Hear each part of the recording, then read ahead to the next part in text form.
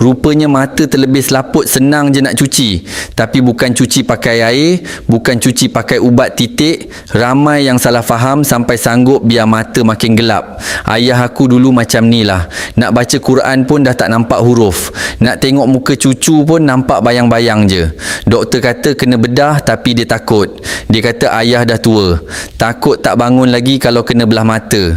Paling sedih bila dia kata dunia dia makin sempit. Hari-hari dia doa minta sangat Allah pulangkan balik nikmat penglihatan dia, walaupun sikit. Kita yang anak ni mana sanggup tengok ayah macam tu kan. Sampailah aku jumpa satu cara ni. Bukan magic tapi ikhtiar nutrisi dari dalam.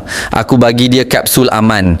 Aku cakap ke ayah, ayah cuba ni dulu. Kita cuci sampah kat saraf mata tu bagi bersih semula. Alhamdulillah. Tak sampai sebulan ayah tegur aku. Dah nampaklah urat daun kat luar tu. Masya Allah. Nikmat dia tu tak boleh tukar dengan wang ringgit. Selaput yang makin tebal dulu sekarang dah makin nipis dan jelas. Kapsul aman ni dia bantu stabilkan gula dalam badan sekali. Sebab kalau gula tinggi, mata memang cepat kabur. Dia cuci saraf mata kita supaya penglihatan kembali tajam macam dulu. Korang yang ada mak ayah masalah mata berselaput tebal atau putih atau mata kabur, jangan biar dorang derita dalam gelap.